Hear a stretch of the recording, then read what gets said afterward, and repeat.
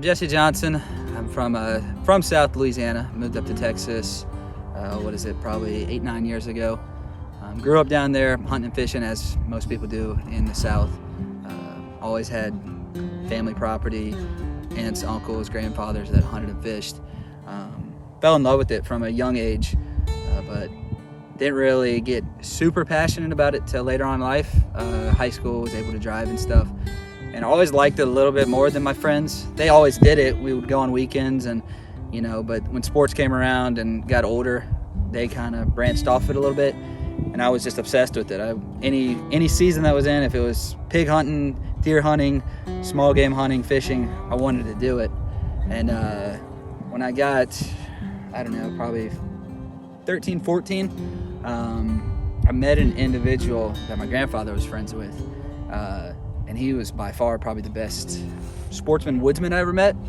And he introduced me to kind of a whole different world of hunting, just how he hunted, not just necessarily your classic box stand on a food plot, and learned a lot from him. He kind of got me into traditional bow hunting. I remember like it was yesterday, I went over to my grandfather's house, and he was sitting on his back porch talking to this gentleman named Mr. Oscar.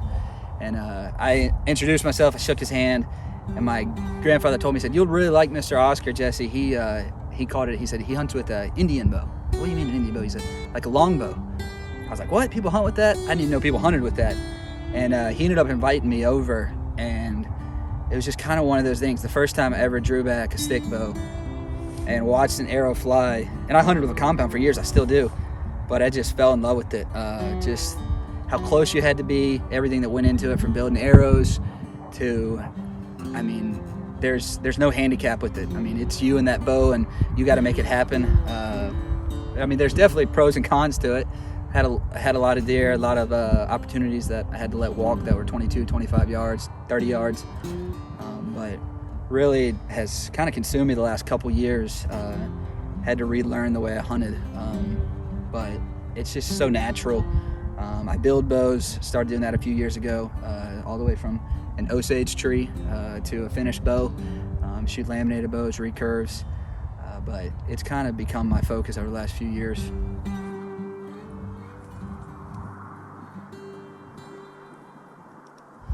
So I was kind of forced into public land hunting. Like I said, I grew up always having permission to hunt family land or camps, deer leases. And when I moved to Texas, all my family was still in Louisiana. Really didn't have anywhere to hunt. And I was, 17, 18 at the time, and didn't have any money to lease a place. It can get expensive in Texas. And I pretty much said, I want to hunt, I got to hunt. I was going crazy. So public's my only option. And at that point in time, I was going to hunt public till I could get a private place to hunt. And I've had leases since then. I love them. I still enjoy hunting those. But when I really started scouting and discovered that I had over 100,000 acres within an hour of my house that I could roam around, and it just, I became obsessed with it. It levels a playing field so much. When you're out there, truly the deer at anything you're hunting's at the advantage of it. You can't leave stands up, you can't bait, which I'm fine with all those things. I would do it if I had a leash right now, but on public you can't do it. And just, there's nothing like being on public, getting a deer at 5-10 yards, stalking up on a hog, anywhere that anybody can go and hunt. And I've over the last few years, I've not only fallen in love with public land and the access it gave me, the opportunities it gave me. There's not a species that I couldn't go hunt on public somewhere. It may not be the best elk hunting or the best pronghorn hunting or the best whitetail hunting, but I can go do it with an over-the-counter tag. Anybody can go do it, and it's just as much my land as it is anyone else's. It's just, it's hard to explain. I've become real protective of it.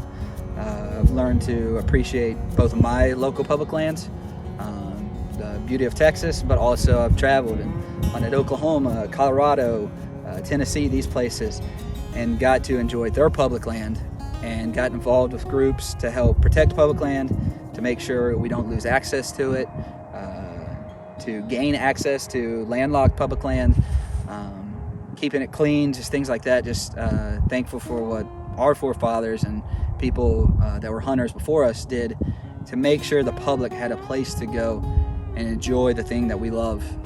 And like I said, I still hunt private. I'd probably say 80% of my hunting's on public land, and I don't feel like I miss out on anything.